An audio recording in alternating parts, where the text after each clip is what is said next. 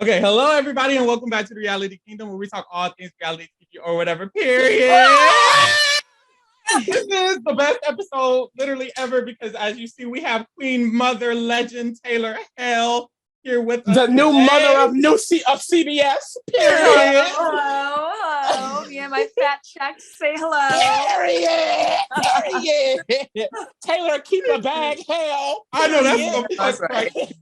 Okay, so first of all, Taylor, congratulations on being the winner of Big Brother 24. How does it feel to win now that you're out of the house, knowing that all the girls were literally preying on your downfall?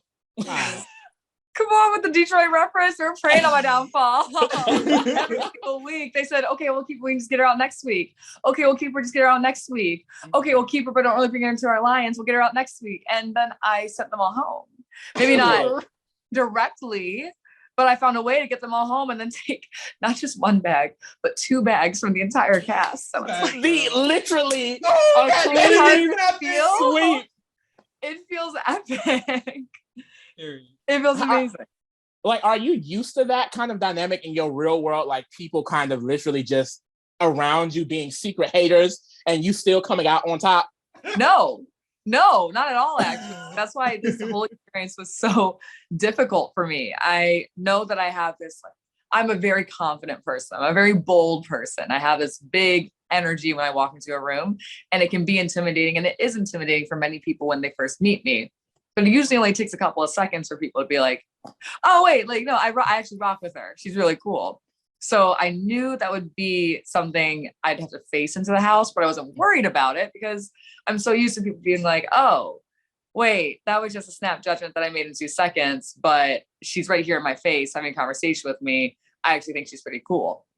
So I'm sure I have my fair share of secret haters pre-Big Brother, but not enough to make me feel like I'm constantly having to work people down to see me as a whole human being. So That's why the Big Brother experience for me was really taxing. And people always told me it's a marathon, not a race. But my God, it's like you put this girl who's never even run a 5K before, can't even run a mile into a marathon. And somehow I made it through the end. Yeah. So us as, Black creators, we have looked at the game from a specific scope all of these years. So we do have questions, obviously, for the first Black woman winner of the game, especially specific to your experience. So I did have a question. So how did you feel about your experience as a Black woman in the game, especially after seeing how it went for the cookout? Like, did you expect to come in and be ostracized by your fellow house guests and also fellow Black house guests as well?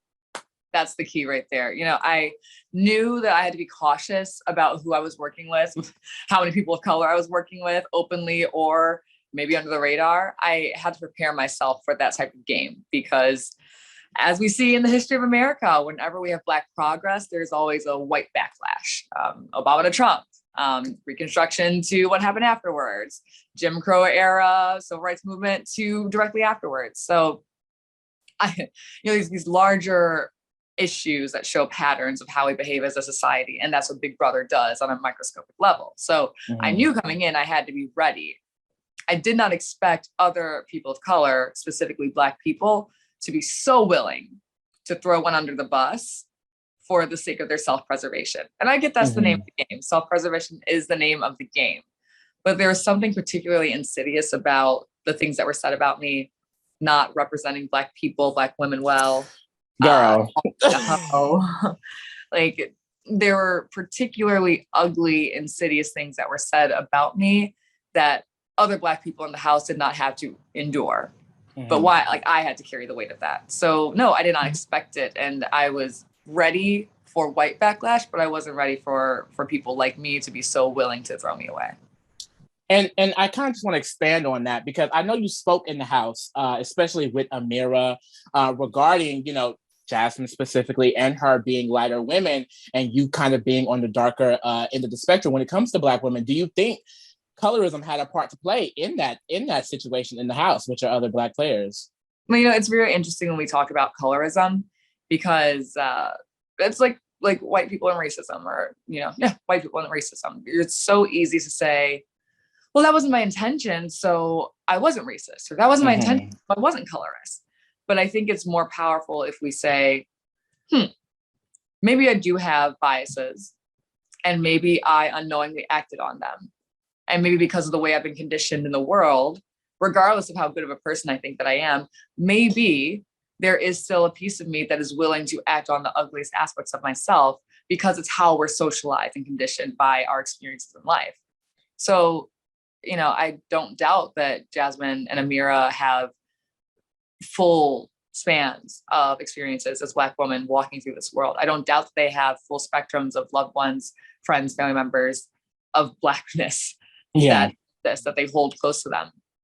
But I think it might be interesting, and maybe I'll have this conversation with them, but it might be interesting to push back on the people they hold close to them that look all different types of ways, and the people they're first meeting, me. And again, we're in a competitive environment. There are other factors that will push you to the most extreme version of your thoughts for the sake of self-preservation. But I don't think there is a way that we can look at this game, the way it was played this year, and say that it was a coincidence that I had the ugliest, most race-driven attacks against me, and I just so happened to be the darkest one in that house. Speak on it. Very well said.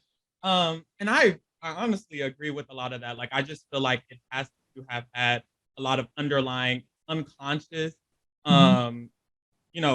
motivation behind all the actions that happened this season. And I feel like a lot of people outside of the house held a lot of that weight, especially a lot of the Black players.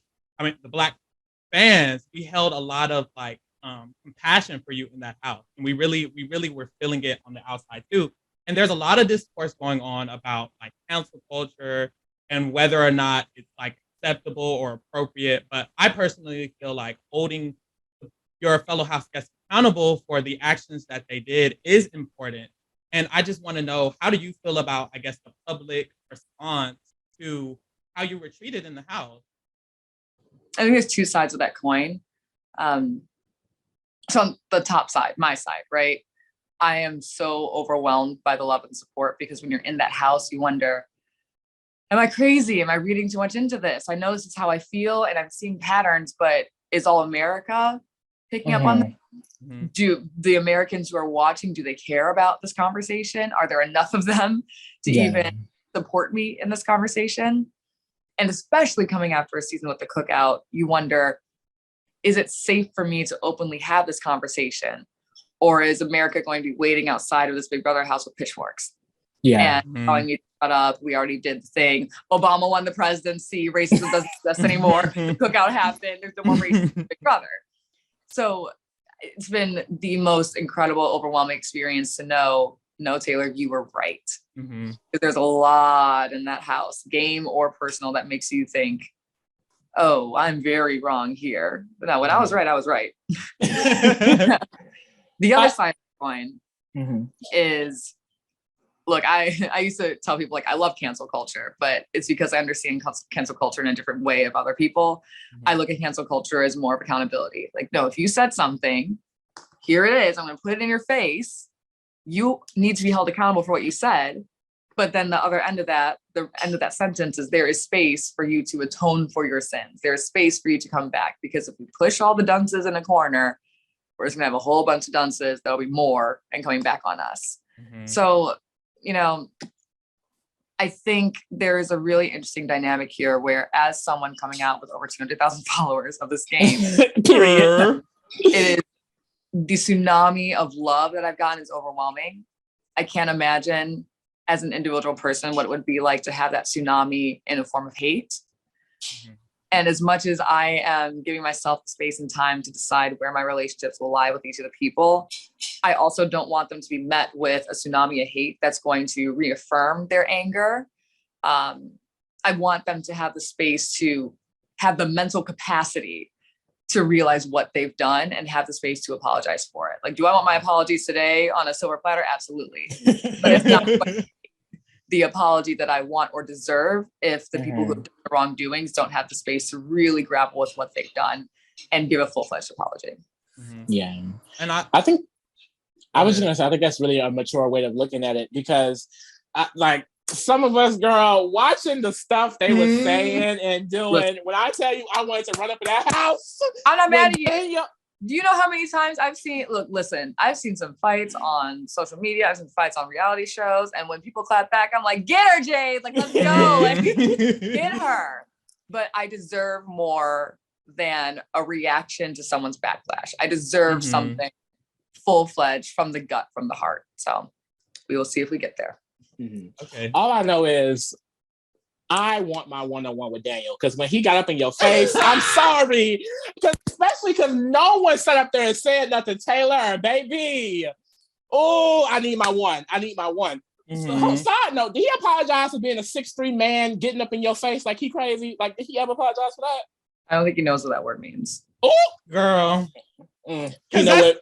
Because that was going to be my next $400 in question. his account means, yeah. I was going to ask, like, what'd you say? Well, I said he came to me on some, like, I don't want things to be weird. I like when I really protect the people. I'm very protective of the people I care about. And I basically had to, I know it was on the feast. I know it was, but I kind of had to feed him okay, well, how do you feel about the fact that you blew up on me? I'm concerned for you coming out of the house that you might not have a job and, my backlash. And I had to feed him the things that I want him to say. And that's not an apology. Grown man, It's unfortunately. Girl, is it a grown man or is it a little boy? Like, I don't know. But yeah, I was gonna ask you because there were a lot of and you talked about this, there were personal comments made about you. It wasn't just Big Brother, it wasn't just game. These people were talking about you as a person, you as a human, your character. There were a lot of comments made by Monty, a Black man, some might say. And and he said a lot of things that were very harmful, I feel, to not just you as a Black woman, but to Black women in general. Like, let's just be honest. And I feel like those things shouldn't be hard for a grown-ass man to understand coming out of the house. So has that apology been given, considering he's a grown-ass man coming out of the house? Well, okay, so I love the shade. I do. So some might say, but I think we need to stand up and really saying, this is a Black man who said these things about me. And unfortunately, it is not uncommon that I can't paint all Black men in this light. It's not fair, but it's not uncommon for Black men to degrade Black women when it gives them more access to power. I have a frustrating relationship with Monty right now because he is someone that I built a friendship with over the course of the game. And I was okay with deading the conflict that we had in the beginning of the game, because as of the formation of the leftovers, almost through the end of the game, we built a really great friendship. So I believed.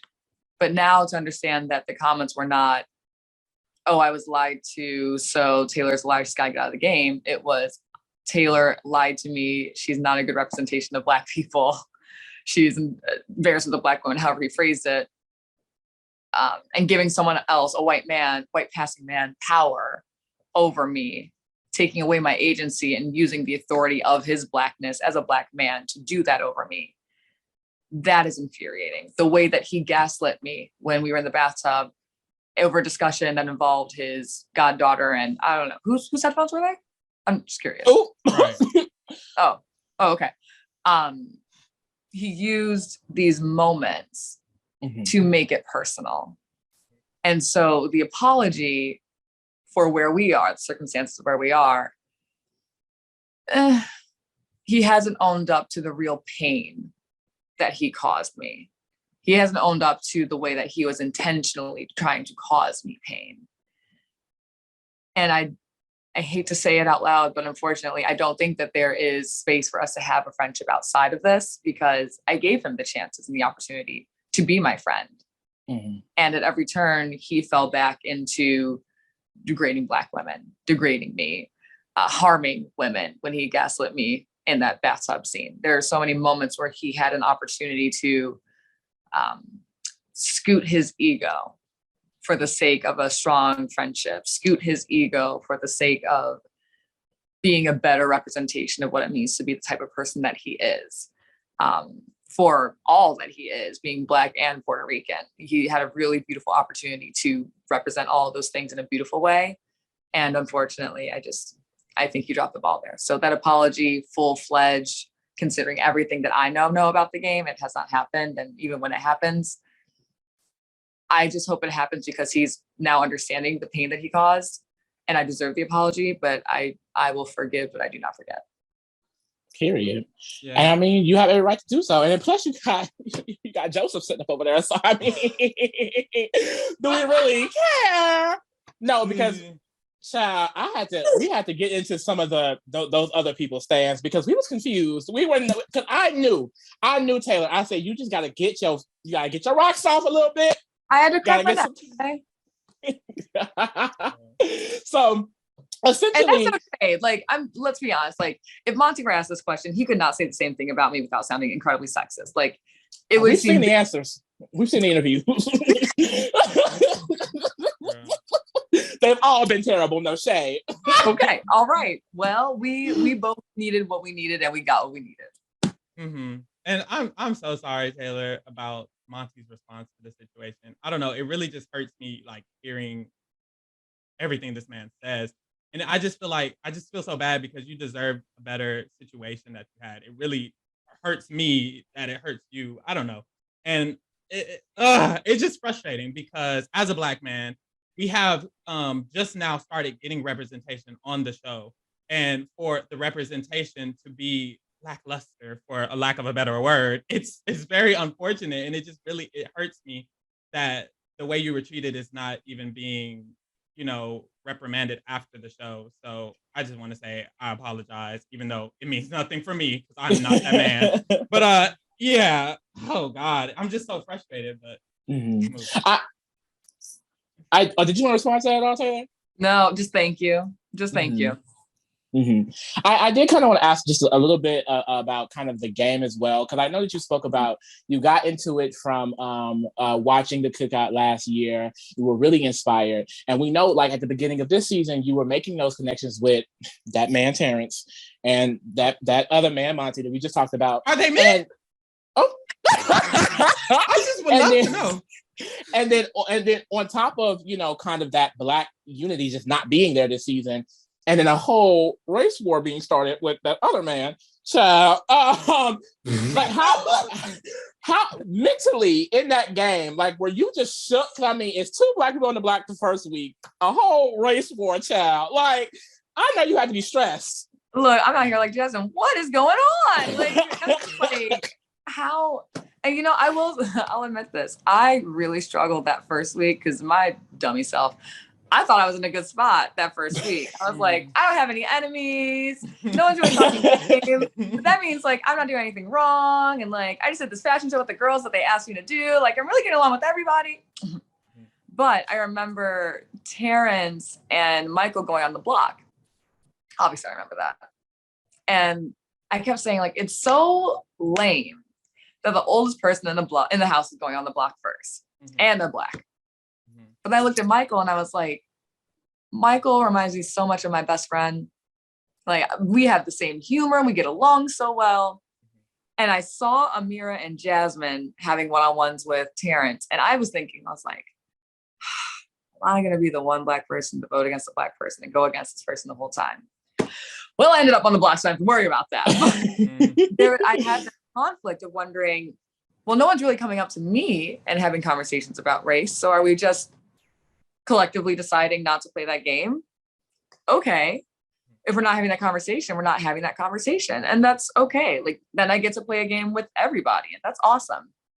But I really was surprised by the extent of distance from Black unity there was. There is one thing to have Black unity. It's another thing to have Black disdain. Mm-hmm. And there was something about me, of all the Black people in the house, there was something about me that made the rest of the Black people feel like they couldn't rock with me. Like I was not representative of a different aspect of Blackness that could also play the game. That's what had me surprised. Kyle, I know a lot of people like me that look like me. I know a lot of Black people are gonna have stronger feelings about this, but I really think Kyle's just stupid when it comes to that. Mm-hmm. And I have grown up with a whole lot of white people. I know overt racism when I see it, experience it. I think Kyle is very ignorant. Mhm. And yes, he is a damn near 30-year-old man. Oh. But I always tell people, you don't know what you don't know. You don't know what you don't know. And my thing is, he has promised me, and I have to see it eventually, but he's promised me that he's willing to do the work to show the people who want to embrace him right now that he does not want to be like them. Now I'm giving him space because I told him this in the game. I've had 27 years as a Black woman to digest what it means to navigate the world through the lens of Blackness. He has not had that time. And he's not going to be effective if he's drinking from a fire hose. Mhm. So I want him to have the space to calm down in Utah, get away from the initial fire burn of social media. And I am going to send him a diversity, inclusion, and equity tutor because that's what he needs. I didn't say I'm paying for it. I know that's right. Information for it. I know I'm good for it, but I'm not paying for it. But I want him to have that tutor so that he has the time to have a good, solid grasp and share the information that he has. I think you can outlearn stupidity, ignorance. You can outlearn that. He's not racist to his core, and he's willing to get beyond where he was. But it's a little more painful when you have people who are like you, who have that lived experience, that are so willing to ostracize you, than someone who's just a fucking idiot who is willing to do the work to get better. Exactly. Sorry, I called you a fucking idiot, Kyle. And I mean, He'll nod along. He's like, yeah, you're right. Oh God. So considering you experienced this season, you were treated very horribly by the other Black house guests, and there was a whole white alliance trying to be created. Considering all these things, what advice do you have for a Black woman going into next season, a Black player in general going into the next season? Because I know me, if I was on this season, I would have been like, "Ooh, we just have to cook out. We have 50%. Like, we're gonna be good, but maybe we should not." Yeah. Well, so my whole being in this game was so that Black women could come into this game and exist freely, exist as they are without repercussions for being who they are. I took every repercussion and every stereotype that there was and carried it with me to the end of this game. But through that gameplay, I want to kick the door open so that Black women can come in any form that they are and be accepted for what they are, whether it's a hero, a villain, a savior, a bitch, an angel. I don't want people to look at me and my game and say, okay, well, I have to be this type of Black person. I have to be super forgiving and gracious and caring and patient. No, I don't want anyone to carry that weight because I did it. I did it and I got to the end and I won so that the rest of us can come behind me and be whoever they are.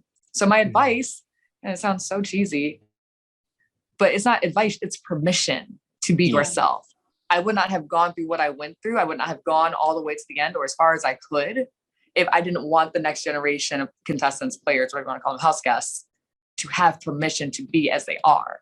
So that's my advice. And you can be the strategist. You can be the social player, be whatever type of game player you are, but don't hide your personality because you saw what I went through.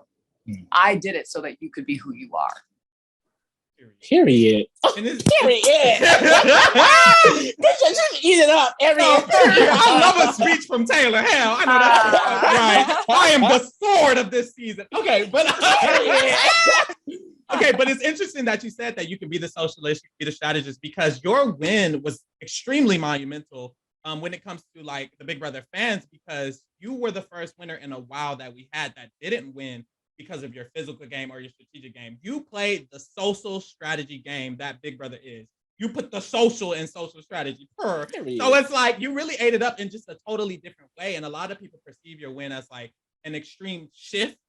So I don't know, how do you feel about it? Because you know how you played and you know you weren't going to be the strategist or the physical. So how do you feel about your win affecting future seasons? Do you really think that this will shift the tide?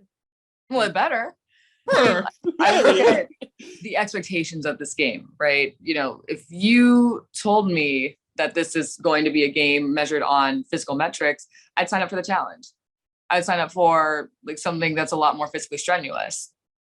This is a 90-day game.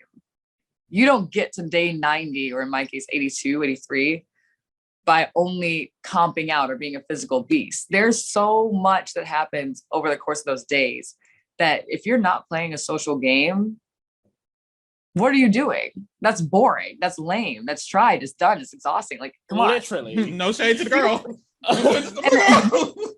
And it's no shade, you know, like I respect the people that set a new standard for different eras in the game, but this era lends itself to be more beneficial to women traditionally, or those who are not the most physical threatening in the game. I want this game to be as inclusive as it can be for all different types of styles of play. And a more feminine type of playing the game is through social strategy. And that is something that's been so heavily looked down upon or devalued in the game that women don't go far in the game unless they are taken or dragged by those strong men who are competitors. You know, excluding people like Casey, who's, oh my God, what a beast. Yeah. There are so many ways that women's games get invalidated. And I'm not going to lie, I thought I was going to be a little bit more of a physical threat in the game. Thanks, Michael. I was like second or third in a lot of those. If he wasn't there, I would have won a lot more vetoes. Anyway, what I want is for women's work to be valued. And that plays into this game and how we're going to attack it and attach ourselves to it. So I hear an airplane in the back. I'm like, hold for the plane. So that's more of how I feel about this. I want there to be a shift so that the balance is equal. The next time I hear someone say like, oh, and you know, their social game is so good. They have a really strong social game, but that's nothing compared to my statistics here. Yeah. How it is. And you should be threatened. And you should never drag someone to the end thinking it's an easy win, because you will lose 8-1. Oh, I know that's right. I know that's right.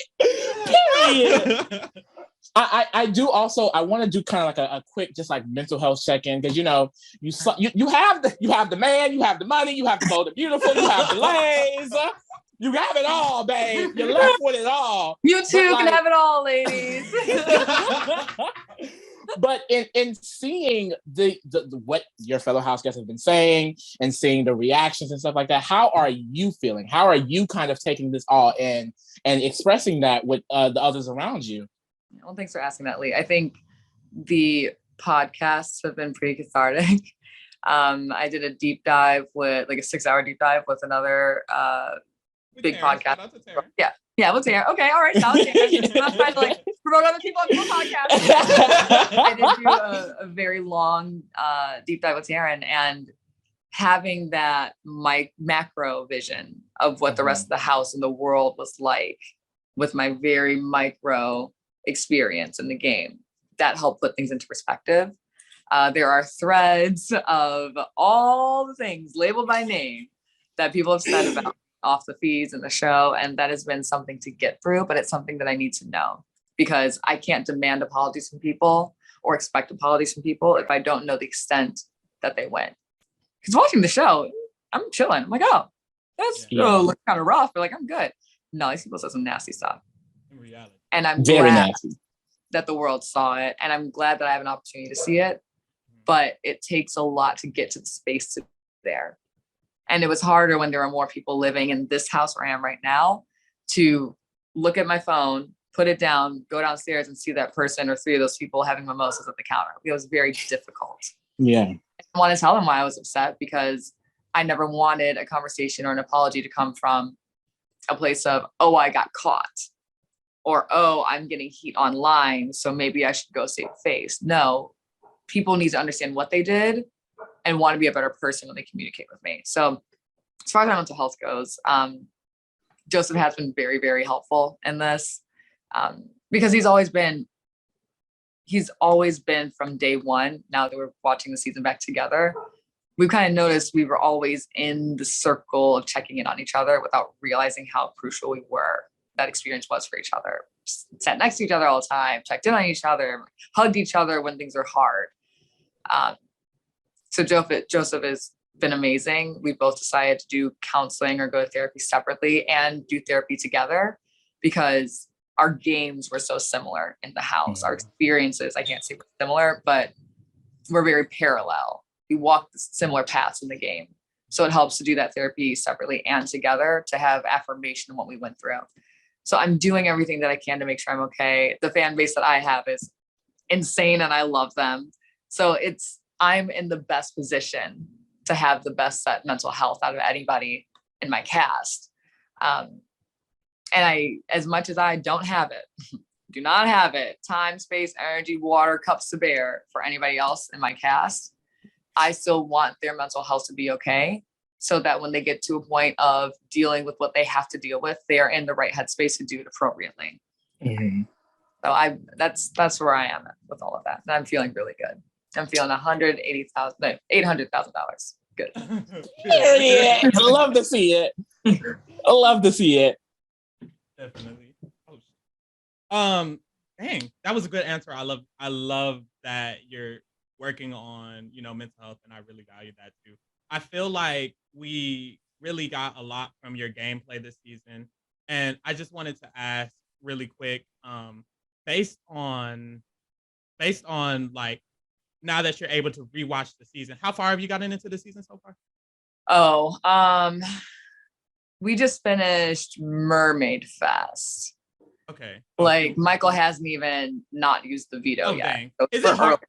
Is it a difficult process going back and rewatching every single thing that's going on and re-experiencing kind of those feelings? Or do you feel like that rewatching it is more helpful for you when it comes to, I guess, your growth, your mental health? Definitely more helpful. Like I've always been willing to walk through the fire to get through the end. And I hate not knowing the full picture of something. So when I do conversations like this, when people ask me questions about what happened, I don't want to be talking from a place of insolence or ignorance. I need to know the full breadth of what happened so I can have those educated conversations and discourse on what's going on. So the episodes really help. I'm like, oh, that's what was happening. Or I've heard from other house guests, them telling the story of what happened, but to see the actual narrative play out on the show, it's really helpful. And there's sometimes where it's funny. Turner and I were watching an episode together in the back half of the season when I actually made the final two with Monty at first. Turner was sitting next to me and we were like, so there are very funny moments that happen when you watch the show or you get fun memories. But if we're talking about the actual narrative of my experience, it's really helpful. And I actually feel better knowing more watching the show than to just run away and say, I don't want to know. I don't need to know. No, I need to know, especially considering how unique my season was for me. Yeah. Yes. And one last thing I just want to ask, because one thing that I really love about this new era of Big Brother with all the Black house guests now being casted is that postseason we get more camaraderie within, with the cookout. Now you're out of the house, and I just want to know, how is that experience going for you, like meeting the cookout? And these were the people who kind of inspired you to get on the show. So how has it been talking to Hannah and Tiffany and Aza and Kylan? It's just, it is unbelievable. Like, so Chada and Kaya have been in the house too, because they know more about this place than I do. So like they'll do the laundry and the cooking. And they're the house, the husband's housewife's house. Thank God for them. But I came home really late because I was feeling bold and beautiful yesterday. I'm like, tired. Sit me down.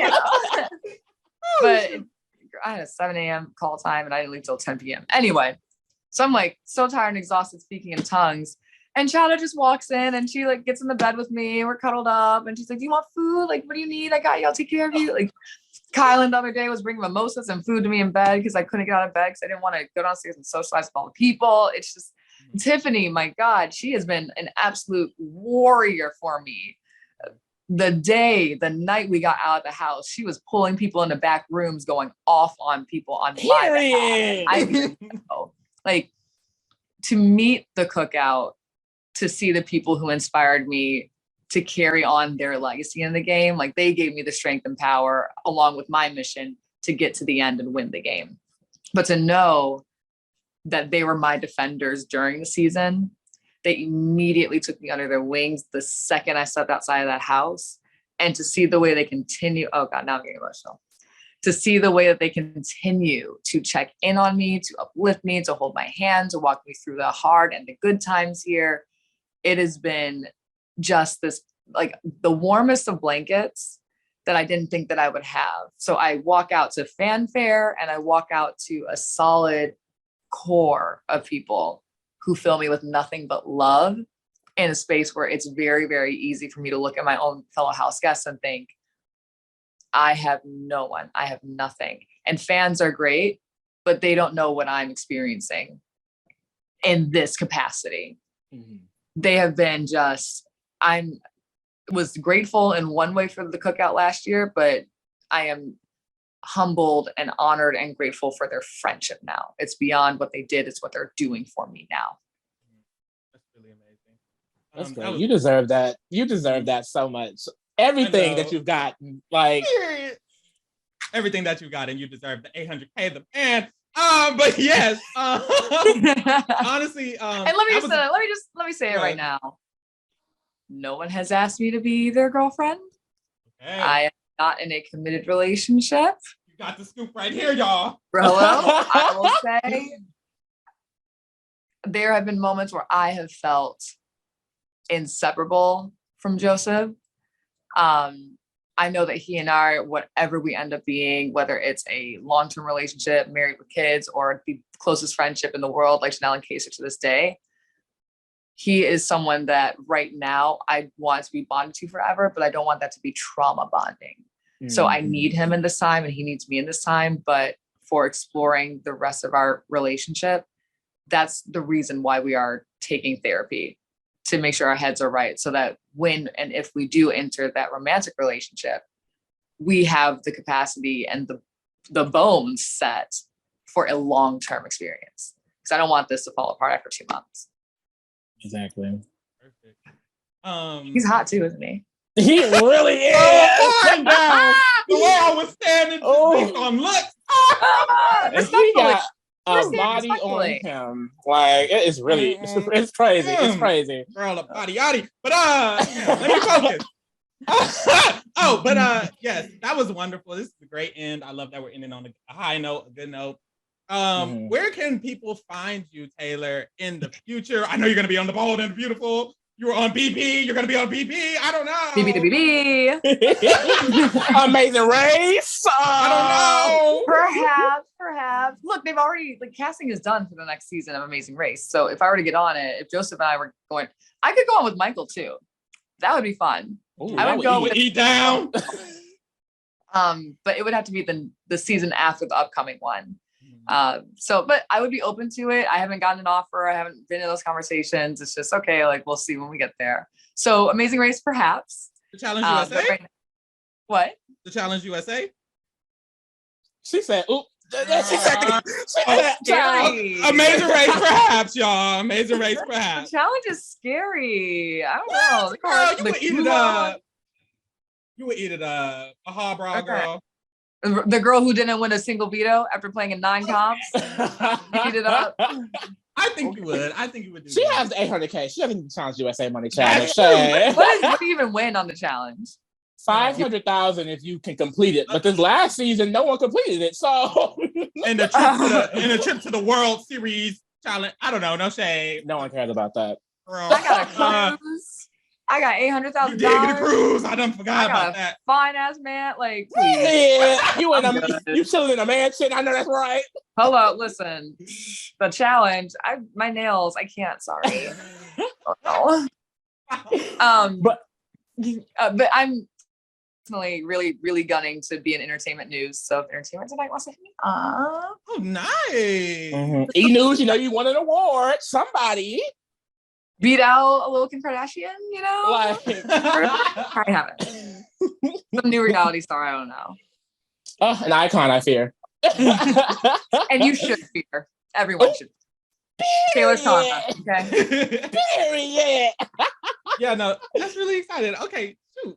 Well, hey, look, that was wonderful. Thank you so much. Thank you so much for joining us. So much. This means a lot. It means the world plus more. I feel like I got the man in the 800K. I don't know. That's how I win, we all win. That's my whole mission for being here, right? I want everyone, and it is so, so important to me, regardless of the more storied and legacy podcasters, voices of this world. it would not be right for me to be the first Black woman to win this game, to hold so strong to that, and then completely alienate Black media, people of color who are in this world doing media. Like, I want to elevate these voices because this is a space that we can all exist in as well.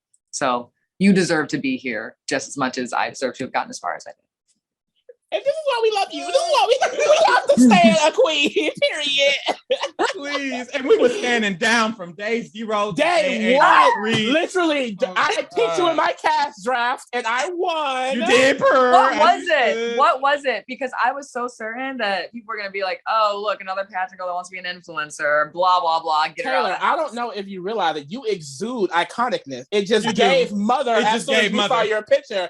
Literally, someone had leaked you before we got the official announcement. And I was like, oh, she's mother. She's mother right there. I was standing It was then. from then on. It was from then on. We And knew. then like what happened, and I was crying down. Y'all, the way I was literally crying. I literally sat in my bed and cried. I was like, oh my God. It was bad. Mad. And then you won. And you cried And you won. I cried when you won. Sword. It was a lot. It was a lot of emotions. It was a roller coaster. But thank you so much for taking us on this roller coaster. You're that girl. We'll see you in All Stars. We'll see you in All Stars. That better be 5 years from now. I need a break. When you will be winning again. Oh, period. Why not? Why not? Sure. Well, I love you both so much. So thank you for even having me on here. Thank you. Oh, thank you for coming, child. Thank you for coming. I love you. Y'all need to get Joseph on here. And you know what I'm gonna tell you? Get Amira on here. Amira? You know what's Get funny, Amira on Taylor? here. We asked Monty and he got ignored. But Can you blame him? I cannot, because we drugged the fuck. But listen. Set up. Y'all set that man up. My God. No, we were trying to have a super conversation, you know, man y'all to were man. Man to man. Hey, it's what he deserves. I feel like the other podcasts are going a little too easy, but we move. Maybe Joseph, maybe Amira. I know that's right. Those are two cute options, though. I'm not gonna lie. I love that. They are. But yes, thank you guys for tuning in to Reality Kingdom. Check us out on the next one or whatever. Thank you so much, Taylor. And bye, y'all. Mwah.